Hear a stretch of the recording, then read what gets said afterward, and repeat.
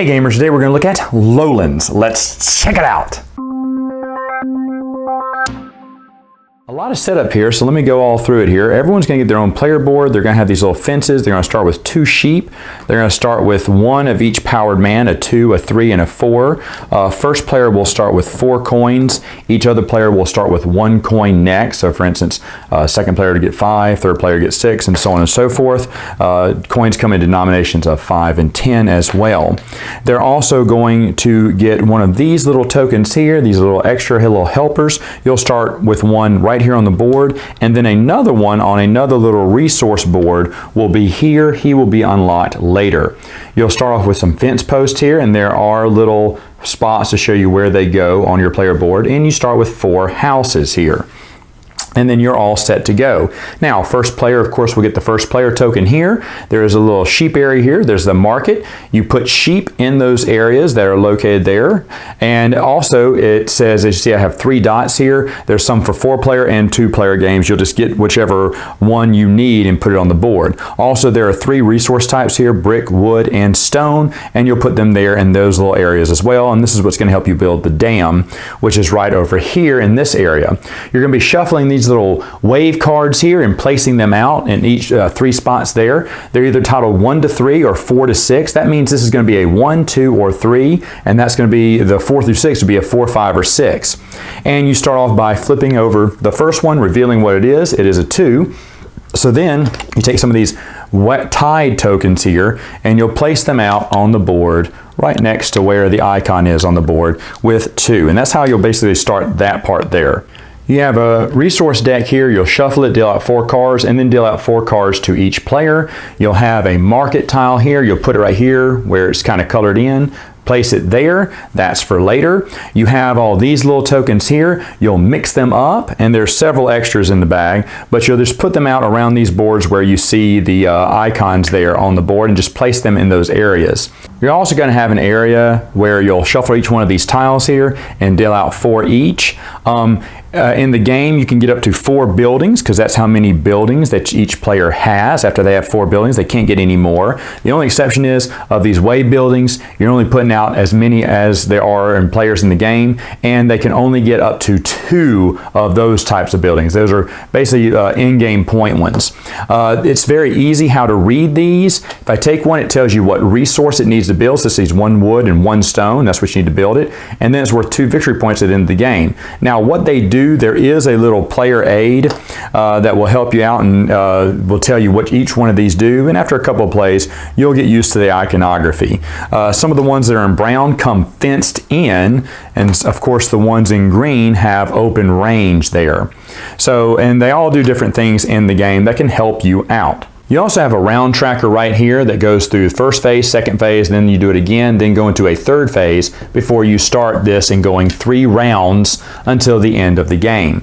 So what happens in the first phase? Well, in the first phase, everyone is placing their men in one of these 4 or 5 spaces here, and depending on what number they are, determines how many actions they take. Now let me just go over all the actions that you can do on the player board. Determining on the number here does make a difference when you're selecting your actions. For instance, the first one here is to buy one of the items in the market area. And when you're buying them, you're going to want to make sure that whichever farmer you put in that spot matches the little item that you want to buy. So if I want to go here, I could put a 4 or a 3 in there. Now, if I put a 4, if ever you pay over what you need to, you can always get a card as, you know, your bonus. But if I played a 3, I could pick this one up. If I paid a 2, I could not get this one. I'd have to find something with a 2, and right now I don't see anything with a 2. So it's only just 3s and 4s. So I'd have to pay a 3 to get that. And again, if I paid a 4, I would just grab an extra card from the resource deck. But what happens is when you pick one up, again, you'd have to pay those resources. So 2 bricks and a stone, I'd pay those cards and put them over into my discard pile, and then take this one and place it on my board. Now, as the rules go, you can place them anywhere you want to. There are some bonuses in the game that give you bonuses for keeping trees and ponds open, but if you don't have them, you can place them over there too. As you see, this one already comes fenced in, and later on, when you're building new fences, you can just build around that one like it's a regular fence. So if I was building a fence like that, I could do it like that, and this portion of the building here would count as a fence, which would fence in a few more items so I can collect some sheep. And of course, once you have selected one of the buildings, you'll just replenish it from the stack here. The only thing you're not going to replenish are those wave tokens. These 4 stay here. Again, you can only get 2 of them total in the game, and they do not get replaced once taken. The next action you can take is to build the dam. To build pieces of the dam, basically what you're going to do is go up to this player board, and if none of the resources have been selected to build that dam, you get to choose what resource you want. So for instance, I have 2 brick. I can make up to 3 donations to the wall, and let's say I choose brick. So I would discard this brick over here, take the brick icon and move it 1, 2 like that. Now, for every time I pay a resource on that, I'm going to move up this track here. Now, before I give up my turn, again, I only had 2 brick cards. If I had a third one, I could have played it. If I don't have a third one, then I can just draw a card from the deck and add it to my hand. But before this turn is over, you will ask one other player if they would like to also donate to the brick wall, and to do so, they would just have to get rid of a certain brick cards to move this up. So let's say maybe the blue player played 2 more bricks and it moves up. They would move up 2 on this track, but you, because they paid, you would move up a bonus 1 on the track. Now remember, the blue player would have played 2 bricks there. They went up 2. You only went up 1. You always go up 1 if that other person can help. If they can't help, you can't ask anyone else, and that ends the turn there. The next thing is to build fence posts. Obviously, you can't have sheep without fence posts. Every 2 sheep can make another sheep. I won't explain how that works because that's not part of the game. That is something you'll have to YouTube.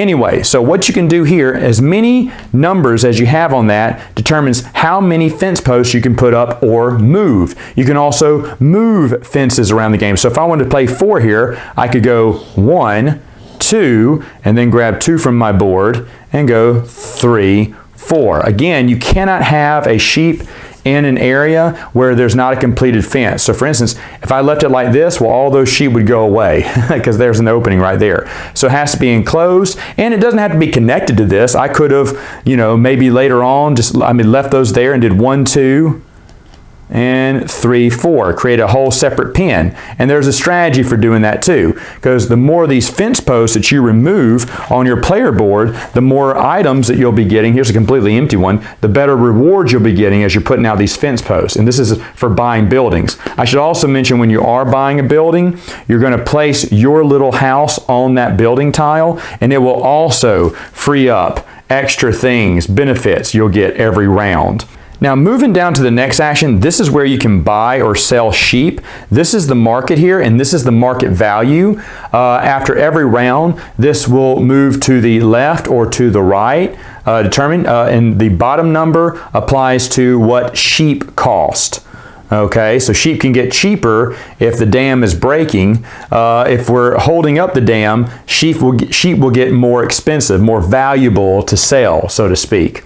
But anyway, you would sell, and whatever you can buy or sell in the market is all that there is. So for instance, if someone were to sell a couple more sheep here, boom, boom, boom, you wouldn't clear this open. It would stay like that for the game. If the sheep are all full, then you could buy some, but if they were all bought, you wouldn't replenish them until someone else sold some sheep to the market. Now, why are you buying and selling sheep? Obviously, coin are victory points in the game, and obviously the market is also fluctuating at the end of every round, as you see down there. So sometimes sheep are going to lose its value. Maybe the market's down here and you see that the levy is going to break here, and soon sheep are going to go from 3 to being 2. Oh my goodness, well, I don't want to lose that money, so I go ahead and sell some sheep. Well, maybe someone else says, if it's right here, I see that the levy is about to hold, which means sheep are going to get more expensive. So let me go ahead and buy these for 3, and then they'll move up in value. There'll be 4 each at the end of the game, because these sheep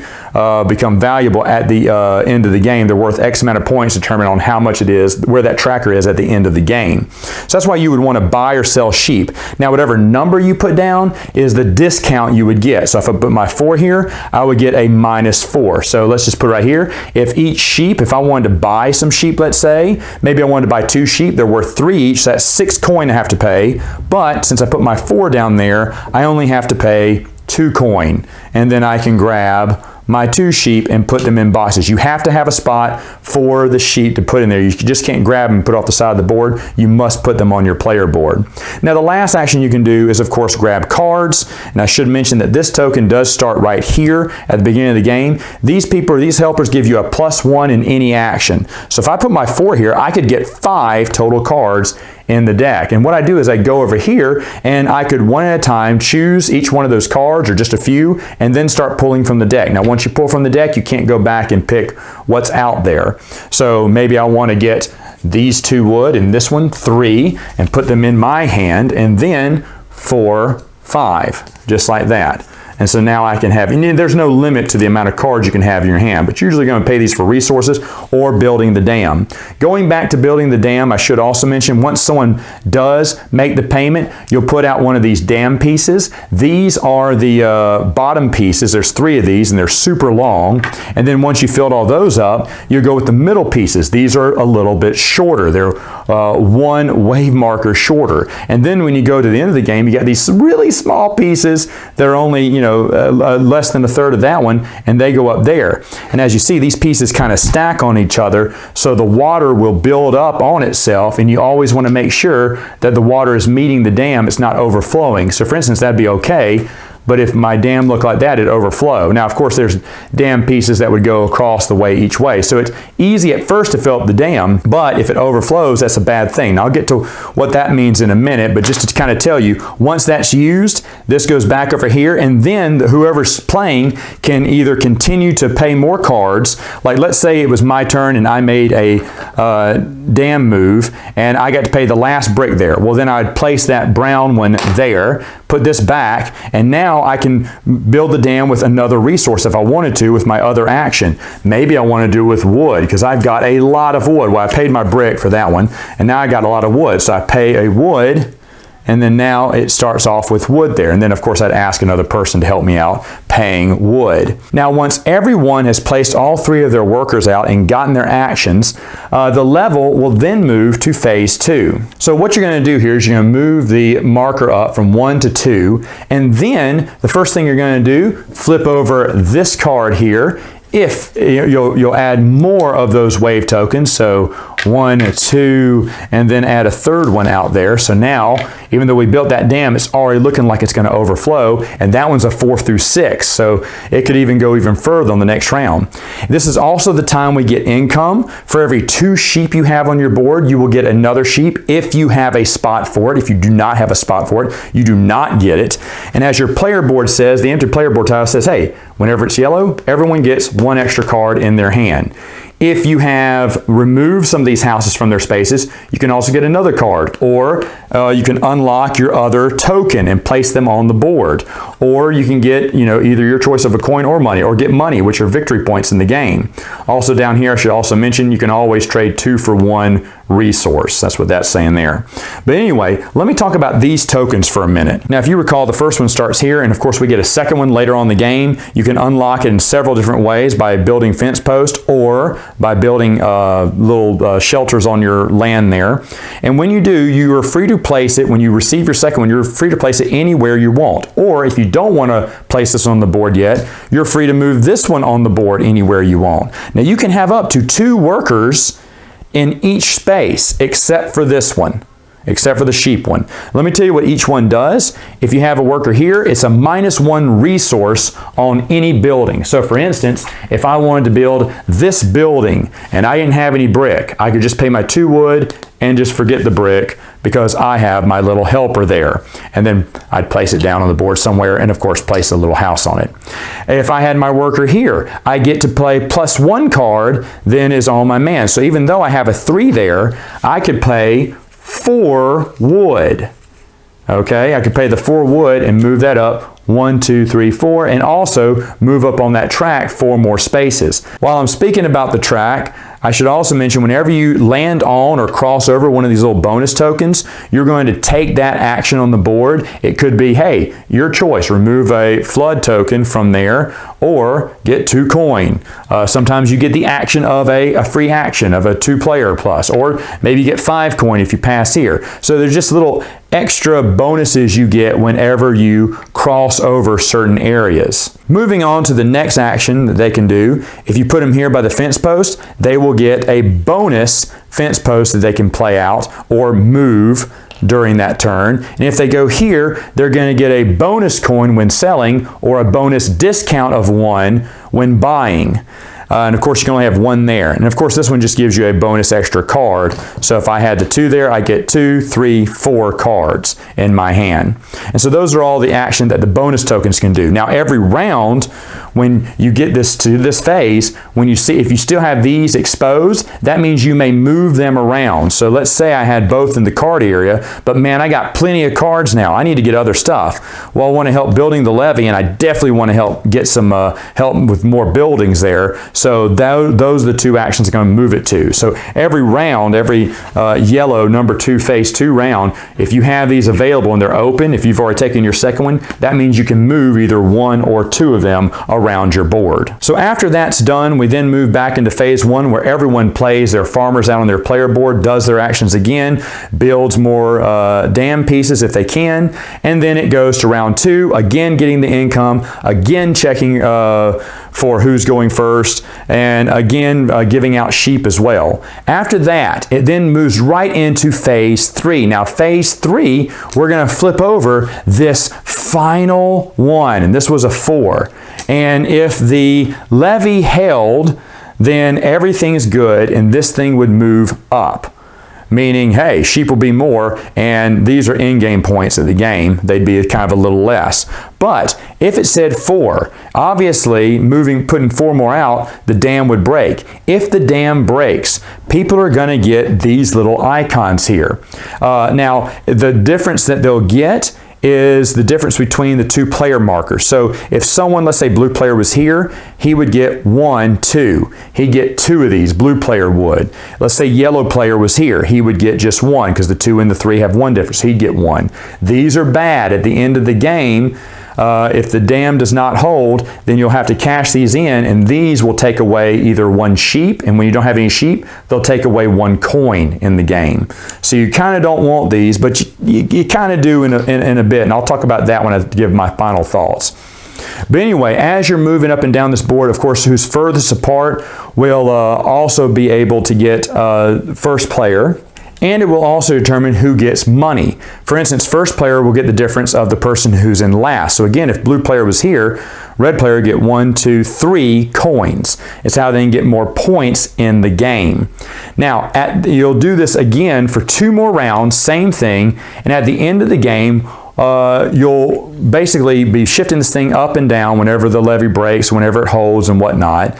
And at the end of the game, let's say it was right here, each sheep at the end of the game would be worth 3 victory points that you had on your player board. And this would count up where you are on the dam track here. So if I was at 17, it'd be 17 times 2, and that's how many extra victory points I would get. However, it could be down here and I could only get 17 points. Or it could be up here and making this track really pointless because everyone was contributed to the dam, and that means it never went down. This means it broke every time, but this means it never went down, and so it's gonna suck because this is not gonna give you any points, but you'll get some buku points for your sheep. Now, I also should say that at the end of each third phase, you're going to deal out 3 more of these cards and put them out here, and then do it all again. Final thoughts. What do I think about the game? Well, first off, I want to apologize. I know that's the most scatterbrained review I've ever given. There is a lot of interruptions today. This is the worst day I could have picked to review this game, I think. But I did want to get reviewed because I do love this game. I've seen this game. I knew about this game for about a year now, and Amazon put it on a good sale, and so I got it, and it is a lot of fun. It's worker placement. The one thing that I love about it is that levee in that dam. If it breaks, you do want it to break. At first, the first game we played, everyone was donating to the dam, and it never broke. Well, anyway, those people who thought they had all these big points at the end because they were way far ahead, if you notice it peaks around points 18. If you go too far, it starts giving you less points. So it even makes you want to pull up the brake and stop donating to the dam. It's almost like it dares you to let that levee break and let it kill the sheep.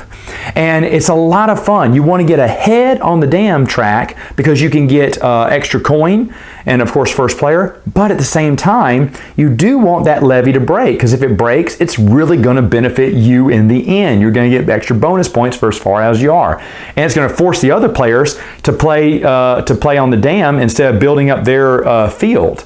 And so it shifts everyone's strategy. And your strategy is kind of revolving around your own player board. And then this kind of cooperative effort to either break or make the levee. I love that. Really smart game, a whole lot of fun. Glad to have it in my collection. Definitely worth it. All right, gamers, that's all the time I have for now. Until next time, you know what to do. Game on.